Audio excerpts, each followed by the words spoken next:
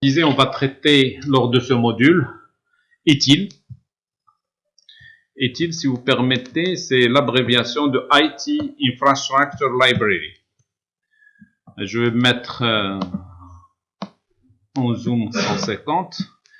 Alors, l'objectif ici, c'est de pouvoir préparer les DIC, ce qu'on appelait les directions des systèmes d'information, vers un autre niveau qui est la direction des services de l'information. Et pourquoi on va s'intéresser aux services de l'information? Parce que déjà, la notion de service, lorsqu'on la traite, elle doit nous apporter de la valeur. Lorsqu'on parle service, on doit dire service égale valeur ajoutée. Valeur ajoutée. Sans valeur ajoutée, il n'y a pas de service. On peut donner toute définition qu'on veut. Si on n'a pas mentionné valeur ajoutée, ce n'est pas une définition concernant le service. Mais d'un autre côté, pour assurer le service convenablement, on doit maîtriser l'utilité de service et sans oublier un autre volet, la garantie. Le service peut être utile, mais est-ce qu'on peut assurer la continuité? Là, je parle ici continuité. Est-ce qu'on peut assurer la capacité? Est-ce qu'on peut assurer la disponibilité? Est-ce qu'on peut assurer aussi la confidentialité? Et merci beaucoup d'avoir ajouté l'intégrité, parce que l'intégrité, effectivement, est l'un des critères de qualité de l'information qui est reconnu par ISO, et notamment ISO 27000. Donc, ITIL, vous avez raison, ITIL, lorsqu'on va l'aborder, elle doit prendre en considération d'autres référentiels et d'autres normes. Là, on a parlé d'ISO 27000, c'est une norme que les entreprises sont amenées à être conformes avec cette norme-là. Alors, pour votre système d'information, si je vous donne un opérateur logique, et ou, est-ce que vous devez avoir ici des et ou bien des ou à ce niveau-là? Des et, très bien. Donc, pour cela, lorsque vous allez voir, je mettrai ici le et, n'est-ce pas? Et je viendrai ici pour l'utilité. Pour l'utilité, quand est-ce qu'on est utile au niveau d'un service? On parlera d'utile. On parlera d'utile quand il y a deux volets. Un volet de maîtrise des risques, d'accord? C'est-à-dire, on va réduire les contraintes. On doit réduire les contraintes, donc réduction de contraintes. Ou bien, on va augmenter de la valeur, c'est-à-dire augmenter de la valeur, c'est-à-dire tout simplement améliorer, si vous voulez, la qualité. Je mettrai tout simplement amélioration de la qualité, c'est-à-dire on est dans un certain niveau. Mais ici, est-ce qu'on va voir le et ou bien le ou? Ou, très bien, on peut avoir l'un des deux, c'est-à-dire s'il vous plaît, à chaque fois que vous faites n'importe quel travail, vous devez vous poser la question: est-ce que mon travail présente utilité dans le cadre, est-ce que j'apporte d'abord de la valeur ajoutée, mais en apportant cette valeur ajoutée, est-ce que je vais améliorer la qualité ou bien je vais répondre à une contrainte, réduire une contrainte? Mais d'un autre côté, lorsque je mets mon système, avant de le mettre, d'accord, en opérationnel, je me pose la question: est-ce qu'il présente la disponibilité? Est-ce qu'il présente la sécurité? Est-ce qu'il présente la capacité? Est-ce qu'il présente la continuité? Donc, je dois avoir en esprit ces trois-là. S'il y a un élément, je dois le résoudre. Donc, lorsqu'on a une certification ITIL, on doit avoir cette notion-là. Pas question de traiter un service s'il ne présente pas ces éléments-là.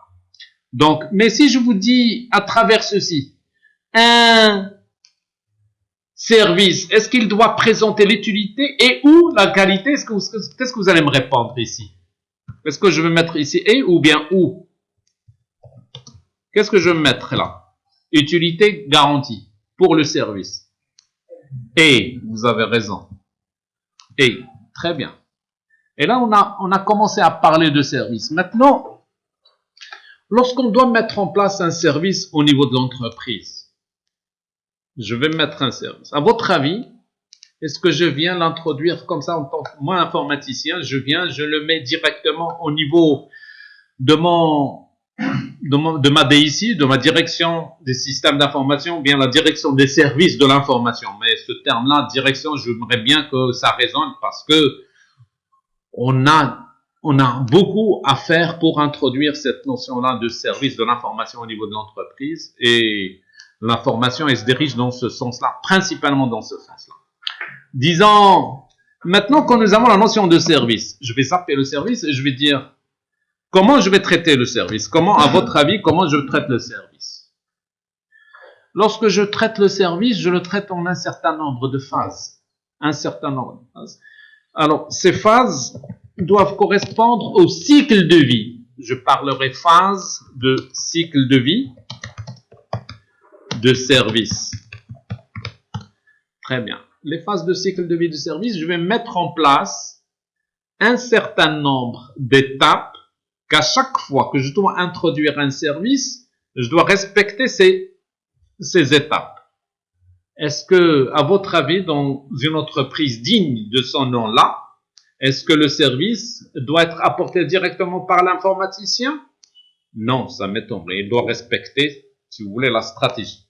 Le service doit être aligné avec la stratégie. Pour cela, on doit présenter d'abord, lors de la première phase, une phase de gestion, on va dire tout simplement stratégie. On doit tenir compte de la stratégie. Lorsqu'on a cette phase-là, on passera à la deuxième. Voilà la stratégie à opter. On passera à la conception de ce service. On doit savoir comment je peux concevoir. Conception. Après la conception, on doit mettre en place ce service-là. Et là, le mettre en place, c'est le passage de la conception à l'opérationnel. Donc ici, on parlera conception. Ce passage-là, on parlera de transition, n'est-ce pas?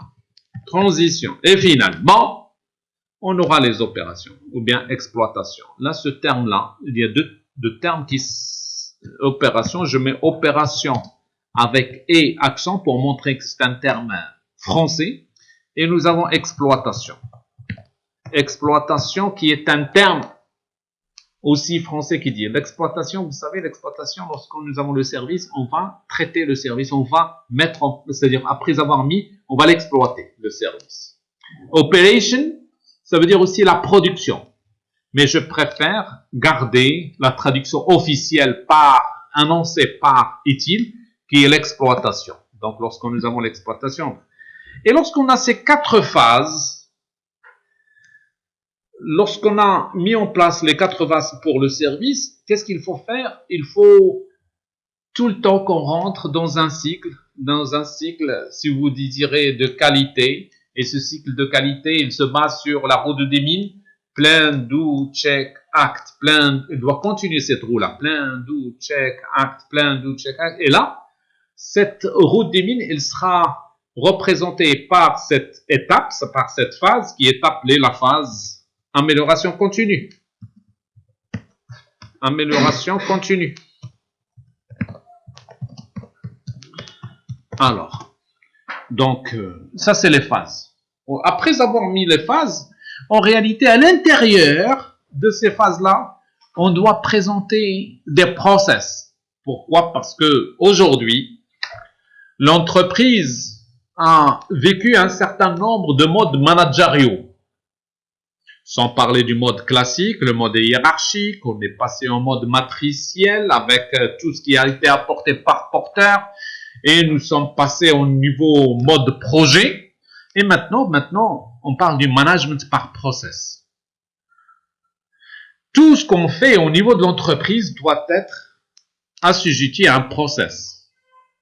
Tout ce qu'on fait. Et pour assurer le process, vous dites, voilà comment je vais faire, et mon travail correspond à un process. Et je dois savoir rédiger les process. La même chose que nous avons là. Ici, on va avoir des process. Alors, je commence par le processus du bas.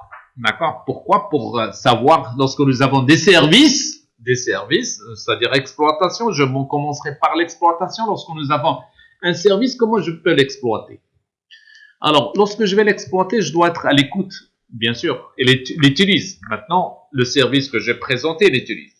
Je vais vous donner quelques services, d'accord, que peut présenter. Par exemple, la messagerie. Par exemple, le ERP, la mise en place d'un ERP et l'utilisation d'un ERP. Par exemple, l'utilisation du collaboratif. Nous avons installé un système de collaboratif. Ça, c'est un service. Tout ce qu'offre la DIC à ses utilisateurs, c'est des services. Et tous ces services-là, avant, je dois poser la question, est-ce qu'ils présentent de l'utilité? Bien sûr, la valeur, est-ce qu'ils nous ont de la valeur en termes d'utilité et en termes de garantie? Donc, tout ce que la DIC propose, c'est des services. Que ça soit des reporting, que ça soit, même lorsqu'ils demandent une clé USB, c'est un service. Lorsque l'utilisateur demande une imprimante, c'est un service. Et là, on doit se poser des questions. Lorsque nous avons une demande de service, quelle est la taille, l'ampleur de ce service-là? Si le service présente une importance stratégique qui doit être réfléchie, qui doit présenter la stratégie, là, on parlera ici gestion des demandes.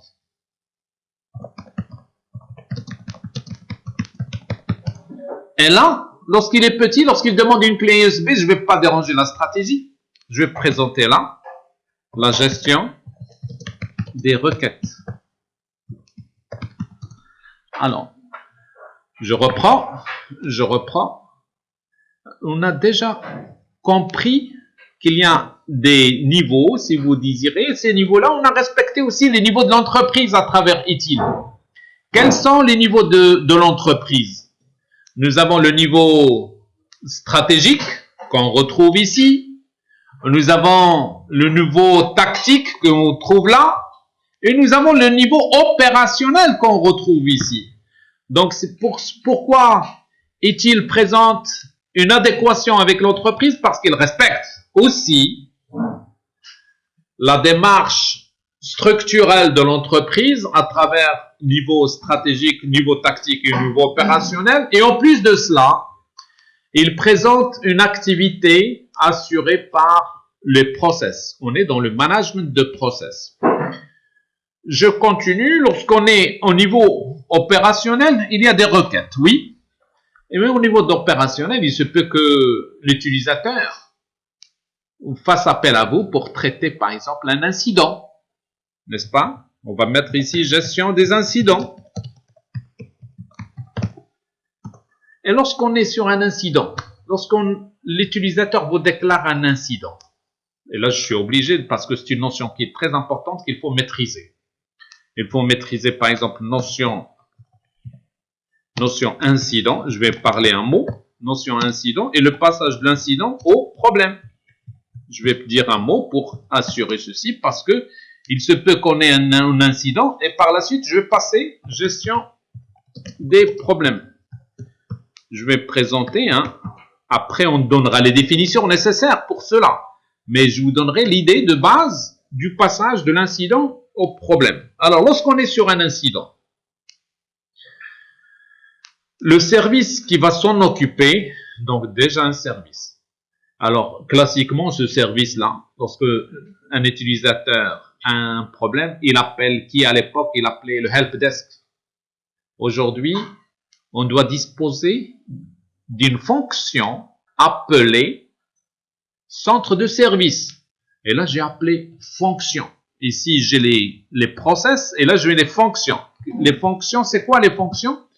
C'est des ressources humaines, matérielles qui vont exécuter un certain nombre d'activités. Donc, on doit les trouver dans l'organisation. Quand on parle organisation, c'est l'entreprise. Lorsqu'on entend organisation, parce qu'aujourd'hui, on ne traite pas ITIL pour les entreprises seulement, on le traite pour les départements d'État. ITIL, initialement, a été initié par l'administration britannique, par les Anglais, pour traiter les différentes problématiques liées aux services informatiques, aux services de l'information. Et là, on a parlé, je reviens, on a parlé Le service, d'abord, c'est une unité organisationnelle. Lorsqu'on parle fonction, c'est une unité, c'est-à-dire une unité qui se trouve à l'intérieur de l'entreprise. Mais on a cité qui c'est qui va traiter les incidents. On a dit c'est la fonction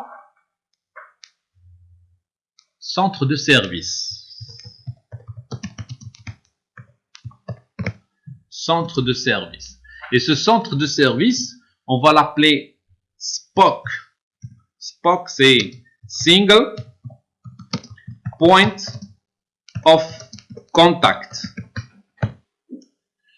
Alors, nous avons le SPOC. Est-ce que vous trouvez que c'est la seule entité organisationnelle au niveau de l'entreprise qui va apporter tout simplement l'exécution de différents process? Non.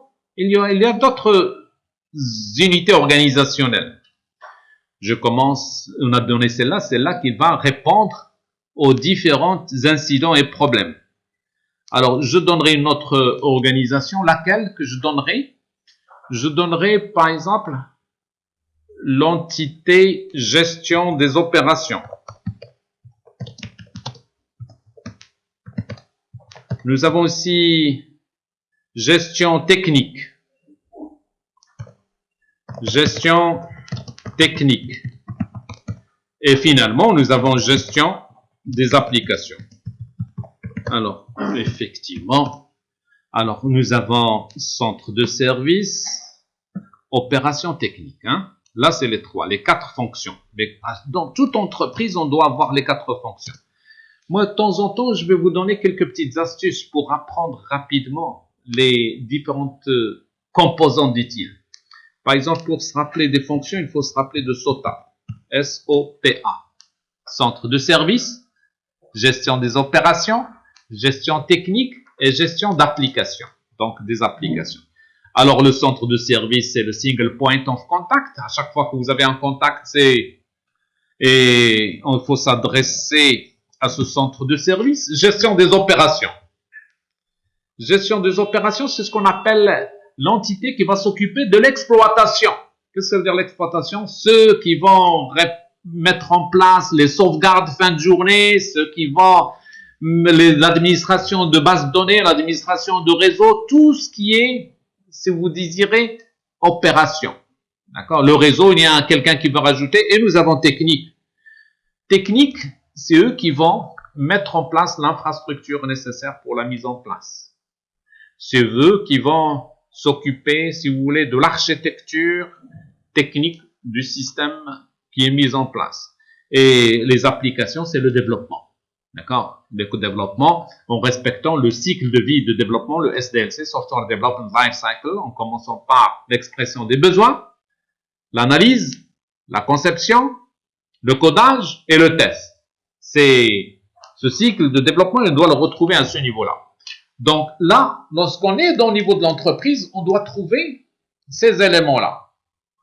Donc, regardez pourquoi j'utilise FreeMind à ce niveau-là, parce que il y a des liaisons entre l'ensemble.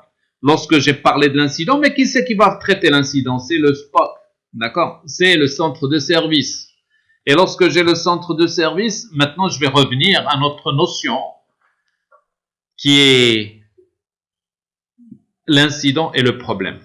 Alors, avant de commencer, je vais mettre ici, ça c'est un acquis. À chaque fois que nous avons un acquis, je le mettrai à gauche. Vous avez vu? À chaque fois. Donc, mais vous, lorsque vous allez réviser, je vous donnerai le FreeMind, que ça soit FreeMind en Flash, et je le donnerai aussi je disais, sous la forme de base .mm.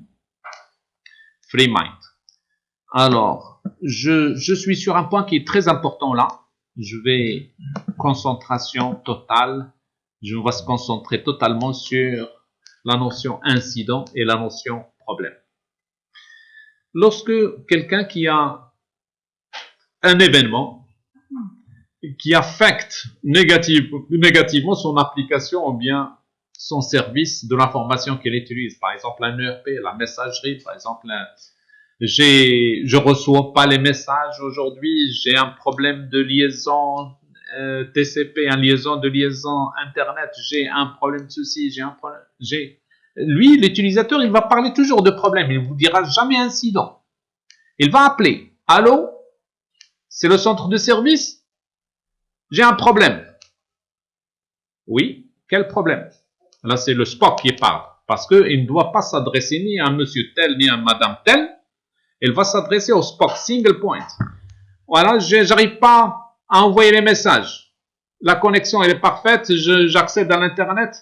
Ah. Alors, le centre de service, il va essayer d'abord de présenter la typologie de cet incident. Il doit se baser sur une base de connaissances, n'est-ce pas? Et cette base de connaissances, ça veut dire, ah, est-ce que vous avez, il va lui présenter des indications, une procédure. Il doit une procédure pour, est-ce que vous avez ceci, est-ce que vous avez cela? Et par la suite, s'il arrive à traiter l'incident, tant mieux. S'il n'arrive pas, il va l'escalader. Mais avant de l'escalader, je vais donner deux types de réponses. Si l'incident, écoutez-moi bien, deux types de réponses. Si l'incident est récurrent, s'il se répète, répétition, d'accord, répétition de l'incident. Et si l'incident présente un impact élevé. Si l'incident a impact élevé, les yeux fermés, je fais le passage au problème. Donc ici, lorsqu'on est là, je vais le faire passer, pardon, je le fais passer là, si, on va passer à la notion de problème, je mettrai si celui-là ou celui-là, hein? Pas les deux, celui, d'accord? Si ou.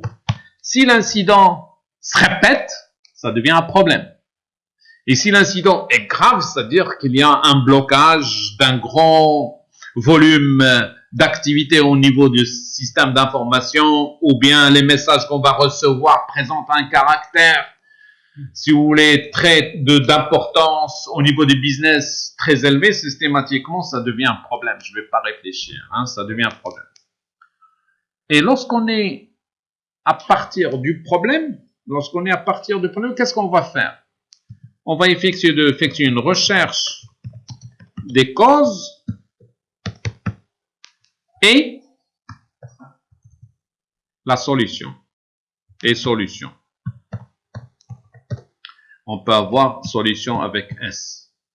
Donc, lorsque on est dans cette situation, systématiquement, on va, d'accord, on va commencer notre activité selon, bien sûr, recherche des causes. Ça, c'est l'activité qu'on va avoir. On va effectuer la recherche des causes et chercher la solution. On va rester, regardez, je disais, on est en première phase d'incident, et je passerai la deuxième phase qui est la phase problème. Je ne vais pas rester avec l'idée incident. L'incident, ça y est, je l'ai traité, au revoir, merci. Et je le traite. Ah, essayez, par exemple, celui qui a appelé, attendez, mais est-ce que vous avez laissé votre machine, celui qui a lancé le message de la messagerie, est-ce que vous avez laissé votre machine allumée hier? Oui. Ah bon, certainement c'est les services qui sont touchés, c'est la première fois que ça vous arrive, c'est pas grave, est-ce que vous pouvez rebooter? Vous avez rebooté, tout est parfait, au revoir, merci, votre incident qui est le 481, donc il avait un identifiant, donc il y avait un numéro de ticket, ce qu'on appelle le numéro de ticket, le numéro tel, il a été traité. Donc, l'incident est clôturé. Et dans le cas contraire, je disais, lorsque nous avons cette situation-là de gravité, si vous voulez, et de répétition, systématiquement, on passera à autre chose. Maintenant, ceci étant dit, j'aimerais bien maintenant, si vous avez des questions, allez-y. Alors, le Spock, si vous permettez, la question, est-ce que le Spock s'occupe de toutes ces phases? Tout un chacun, je précise, doit être imprégné d'abord de toutes ces étapes. Je précise. Maintenant, deuxième volet de la question. Le Spock doit traiter tout ce qui est, bien sûr, mise de contact, l'enregistrement, l'analyse de l'incident, etc., etc., mais il se peut que la question, c'est-à-dire l'incident, soit escaladé. Vous vous rappelez, à un autre niveau. Il se peut qu'il soit escaladé aussi à un deuxième niveau. D'accord? Mais généralement, lorsqu'on est à un deuxième niveau, troisième, c'est rare les entreprises et les grandes structures qui peuvent escalader au troisième niveau. Mais c'est rare. Hein? Donc, non, il se peut qu'on escalade. D'accord? Escalader le sujet à un autre niveau parce que le SPOC, il est là actuellement, vous savez, il y a des entités qui exigent des certifiés utiles pour apprendre ces postes-là. D'accord? Alors, je disais là, je vais vous donner un exemple très simple pour illustrer. Ce matin, j'ai rentré la voiture dans le garage. Imaginez, en rentrant la voiture, en me garant, j'ai trouvé une crevaison. Est-ce que c'est un incident ou un problème? C'est un incident, je vais changer la roue, je suis content, je sors. Et supposez maintenant, en sortant, j'ai eu une crevaison de l'autre côté. Ça veut dire quoi? Ça veut dire ça devient un problème parce qu'il est devenu récurrent. Qu'est-ce que je dois chercher? Est-ce que je dois changer la roue encore? Non. Qu'est-ce que je dois faire? Ne dites pas analyser le problème, dire le terme. Il faut utiliser, c'est ça, le terme dit-il. Il faut que je cherche la cause et la solution. Vous avez compris là? Il ne faut pas que j'utilise des termes à moi. Je vais analyser, Non, ça c'est votre terme. Maintenant, vous êtes dans le domaine utile. Il faut utiliser la terminologie utile pour que tout un chacun parle le même langage. Vous avez compris?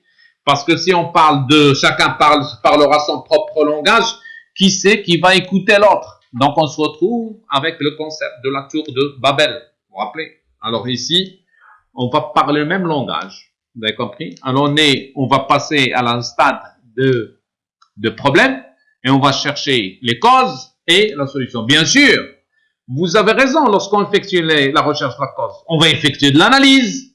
Et il y a l'analyse causale. Là, c'est les outils qu'on peut avoir. L'analyse causale, on peut mettre, par exemple, une approche Ishikawa, en se basant sur les 5 M. Donc, ça, c'est des approches qu'on peut accompagner. C'est des outils qui peuvent accompagner, bien sûr, utiles, mais tout en instaurant les différentes notions de base que présente utile. Alors, ça, c'est la notion d'incident. Je clôture cet incident et je vais reprendre mes situations telles que j'étais là. Alors, ici, j'ai l'incident. J'ai aussi problème. J'ai aussi requête. Et vous savez, je peux, lors de cette exploitation, je peux consulter d'une manière continue les différents événements que j'ai sur les différents PC, les différents serveurs que j'ai, les événements. D'accord? À chaque fois, je peux suivre les événements. Vous avez l'observateur d'événements au niveau de vos entités. Donc ici, je vais mettre gestion d'événements parce que je ne vais pas attendre l'utilisateur me dire « Ah, j'ai un problème ». Non, je dois anticiper. Je dois superviser les événements pour moi. Par exemple, si vous avez un disque qui a 80, je vais anticiper pour les temps avant qu'il soit saturé à travers les événements. Alors, ici, nous avons, et je vais revenir à un dernier processus. Là, c'est des process que je suis en train de traiter. Vous avez compris? Comme je suis là sur le process, qu'est-ce que je vais faire pour que je vous présente les choses convenablement? Je vais mettre ici processus des phases. Vous avez compris? Des phases de cycle de vie. Voilà les process. Je commence à mettre les process. Et le dernier process, comme je disais, pour le SPOC, si vous désirez, lorsque il vous appelle pour plusieurs choses, pour une clé USB, c'est là. Regardez. Il vous appelle pour un arrêt du PC, donc c'est un système. Il peut passer là. Je peux consulter les événements au niveau du PC, là c'est la gestion. Comme il peut vous appeler, allô, s'il vous plaît, j'arrive pas à accéder à la comptabilité, moi je viens d'être recruté, je suis de la direction comptabilité.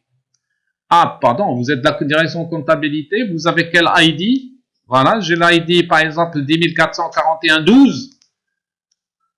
Ah bon, attendez, ah oui, vous êtes recruté. Ah, vous devez avoir, mais vous êtes de la comptabilité, vous voulez avoir un accès à la comptabilité? Oui, je voudrais avoir l'accès à la comptabilité, à la gestion commerciale. Ah, pardon. Je vais voir où est-ce que vous avez droit à la comptabilité. Qu'est-ce qu'il va voir, celui qu'on appelle? Il va voir à ce niveau-là, il y a un processus qui s'appelle gestion de la sécurité. Il va dire, attendez, je vais voir le résultat. Ah, excusez-moi, le comptable n'a pas le droit à la gestion comptable, à la gestion, pardon, commerciale, mais on vous accorde seulement la gestion de la comptabilité. Parce qu'il doit y avoir un tableau, ici, un tableau d'autorisation, d'accord? Une matrice d'autorisation qui va être affectée là. Par conséquent, celui qui est là, il a à traiter la gestion des accès. Cette gestion des accès, il ne doit pas toucher à la table d'autorisation. Il doit consulter et l'exécuter. Mais on a un autre processus au-dessus qui s'appelle le processus gestion de la sécurité. Super. Là, vous avez vu? Là, j'ai terminé avec les processus de la phase exploitation du cycle de vie de service. Et pour se rappeler de cela, il faut se rappeler de P-A-R-I-E, parier. Et là, pourquoi? Parce que j'ai problème à ce niveau-là. J'ai accès, vous avez compris, j'ai requête et j'ai incident. Alors, pourquoi je vous donne ceci, ces petites ficelles? Parce que lorsque vous allez passer la certification, la première des choses, avant de commencer, vous notez systématiquement les différents processus. Et là, petit à petit, je vous donne les petites astuces pour maîtriser rapidement les process, pour que ça vous soulage de la présentation de la structure générale lors de la certification. Je précise, pour la certification Foundation V3, vous avez d'abord 40 questions à passer en 1 heure et vous devez traiter au-delà de 60% juste. D'accord? Lorsque vous traitez, vous êtes certifié.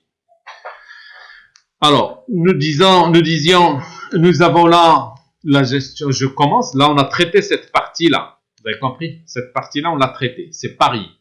Gestion des problèmes, gestion d'accès, gestion de requêtes, gestion d'incidents, gestion d'événements. Pof, je termine ceci et je commence.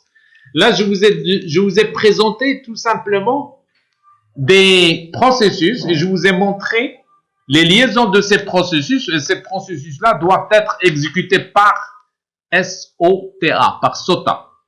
D'accord? C'est des unités organisationnelles, c'est des fonctions. Les fonctions qui exécutent des processus.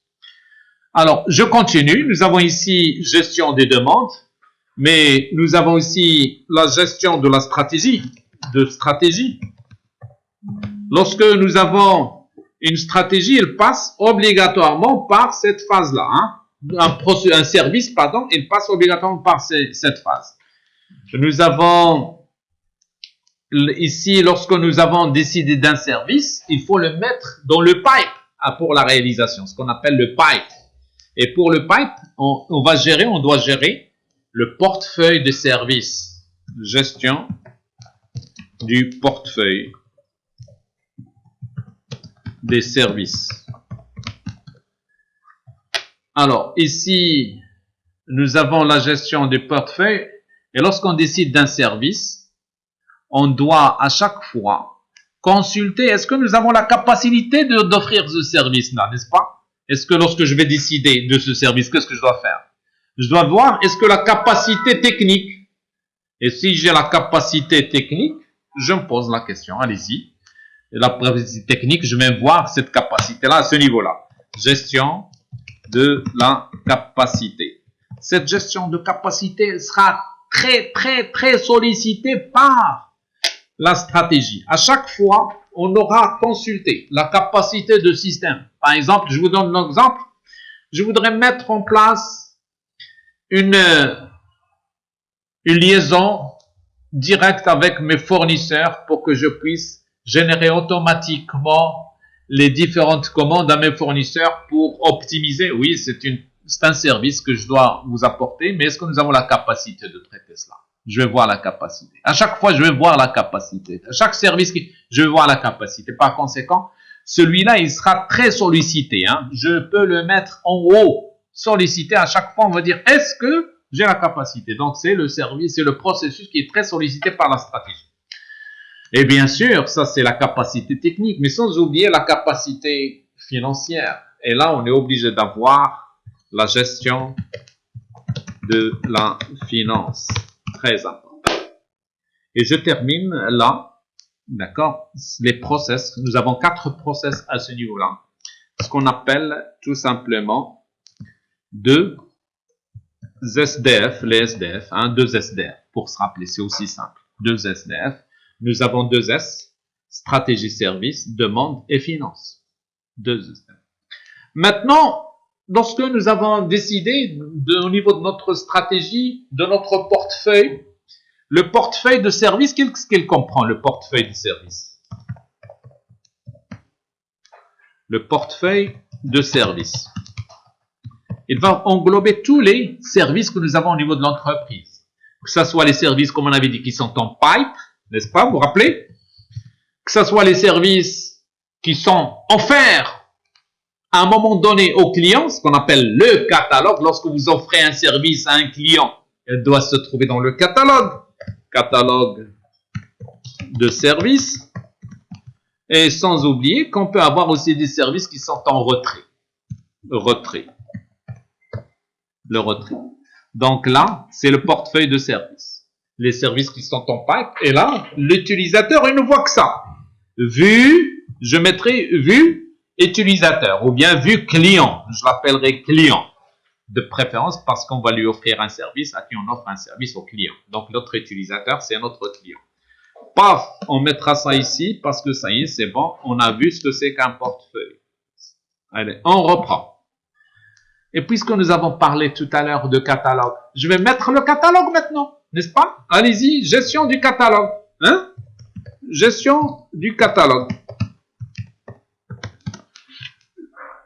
Alors, pour assurer convenablement le catalogue, j'ai besoin, bien sûr, de la capacité, j'ai besoin de la sécurité, et puisque je traitais la sécurité, je prends en considération aussi la disponibilité.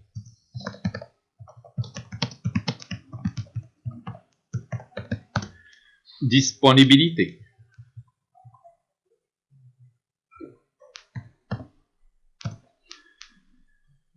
On a besoin de quoi encore, à votre avis? Nous avons la sécurité, disponibilité. On peut étudier aussi la continuité, n'est-ce pas? Gestion de la continuité. Lorsqu'on parle de gestion de la continuité, c'est la mise en place, si vous désirez, avec le PCA.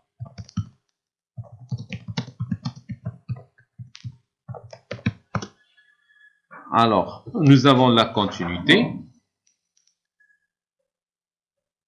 Et supposons que nous avons tous les éléments. Je répète, nous avons la stratégie. Nous mettons ici les différents services dans le portefeuille. Nous avons les demandes, après les services. Nous avons ici systématiquement, nous avons le catalogue, n'est-ce pas? Le catalogue, la capacité, la disponibilité, nous avons la continuité, la sécurité. Et qu'est-ce qu'on doit avoir encore?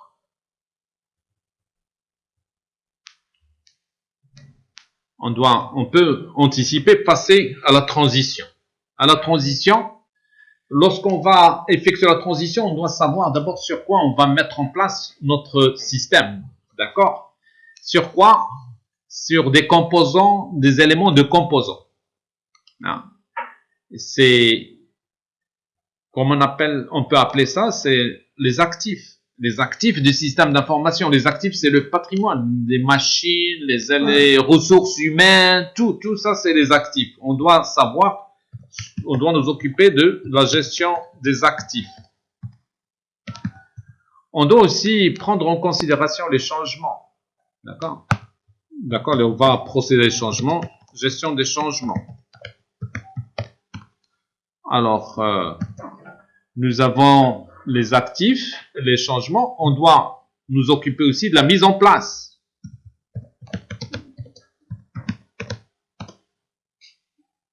On doit s'occuper aussi de quoi? Lorsqu'on va traiter, on doit vérifier, n'est-ce pas? Et on doit appliquer le concept V and V. Vérifier et valider. Verification and validation. Vérification et validation. Mais lorsqu'on va développer, parfois nous avons des connaissances, nous avons des idées qu'il faut exploiter. On va mettre ici la gestion des connaissances. Alors, nous avons ici le catalogue. Nous avons le catalogue. Nous avons tous ces éléments-là vont être utilisés massivement.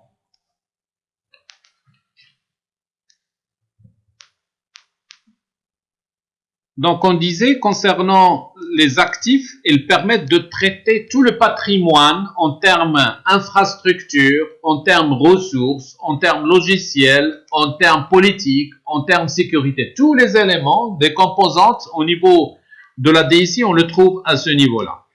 Et maintenant, lorsque nous avons les actifs, il va falloir qu'on prenne en considération, nous avons ici, je disais, je reprends, la gestion des actifs, la gestion des changements, la gestion des mises en place, la vérification, mais on doit, avant de mettre en place, on doit assurer la planification.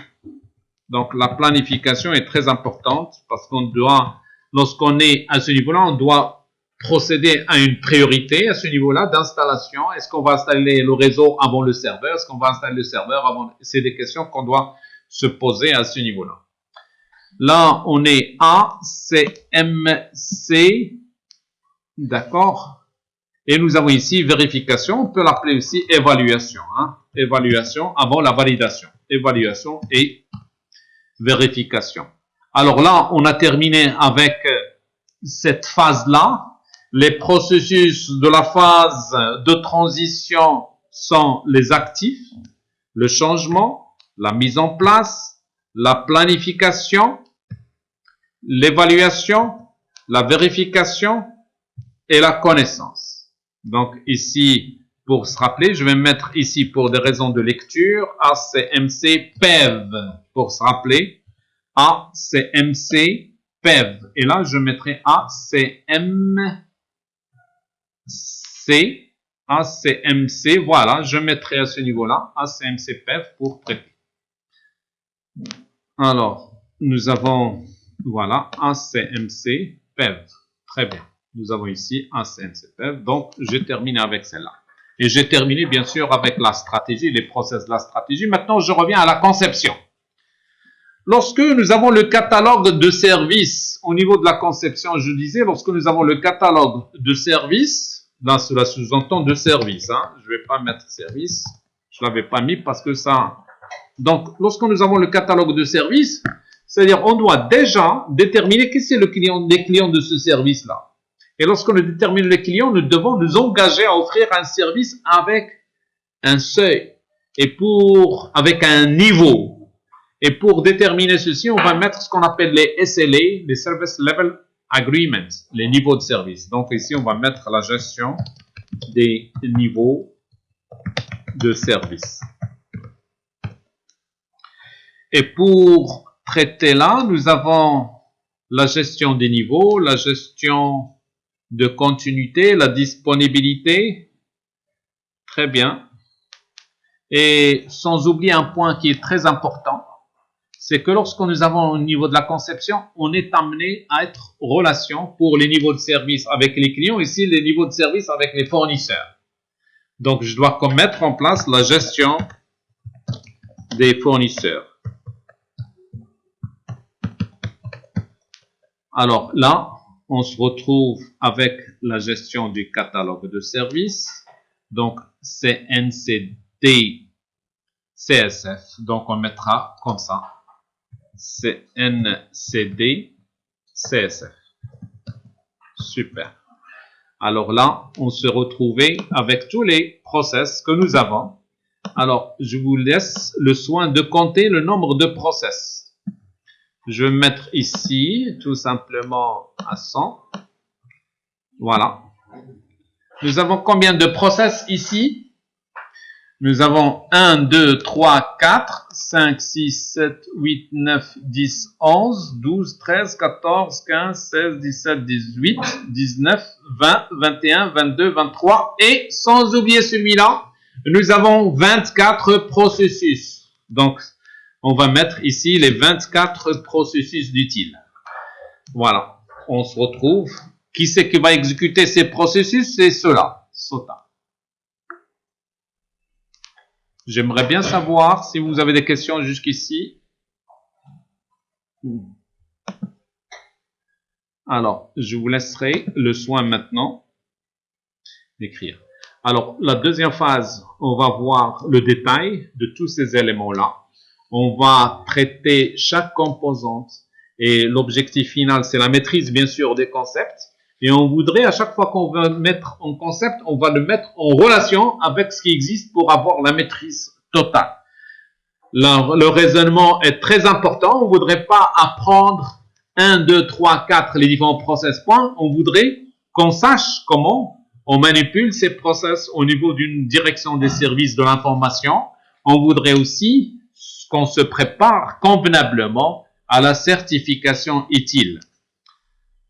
Donc, à travers ceci, on a terminé la première phase de notre introduction.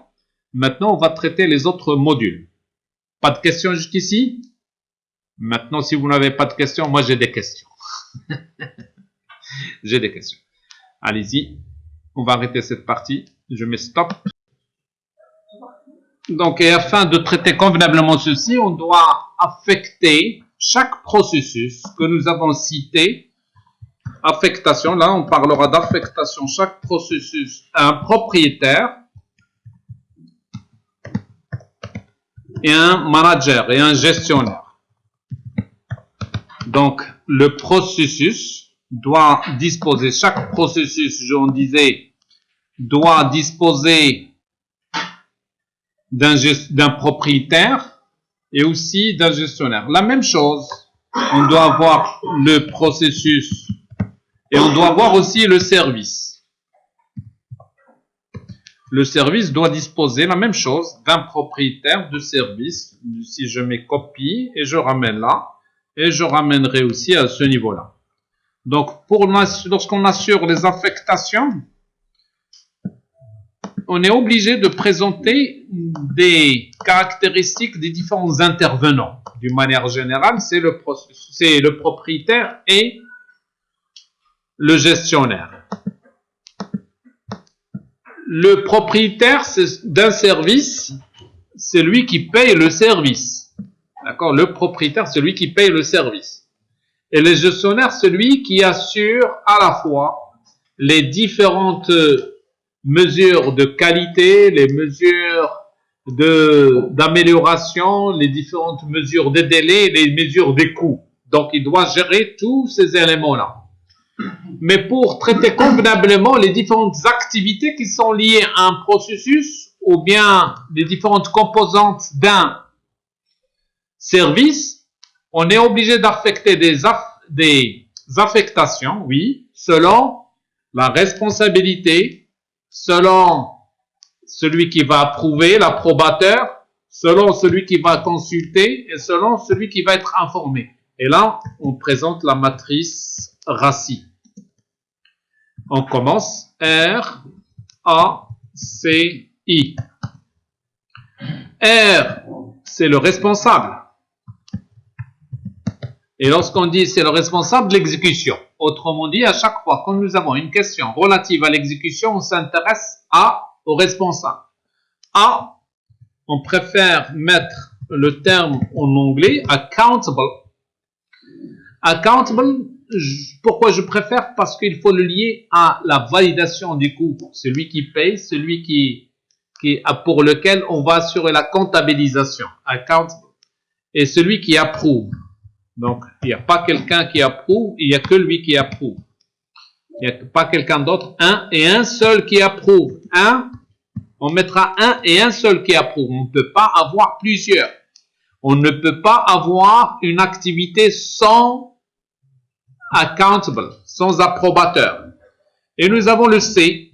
Le C, consulter. Donc, on va consulter avec informer aussi, sans oublier informer. Alors, la question qui se pose, quelle est la différence entre consulter et informer? La différence, c'est que lorsqu'on est consulté, on est obligé d'apporter un avis. Si on est consulté pour une activité, dès qu'on reçoit une information, on doit répondre avec un avis. Par contre, informer, on n'est pas obligé de répondre, on n'est pas obligé, mais on est informé. On ne vous demandera jamais de répondre, jamais de présenter votre avis. La question, comme nous avons un et un seul, accountable, on va demander combien on peut avoir de responsables. En réalité, minimum 1 à plusieurs responsables.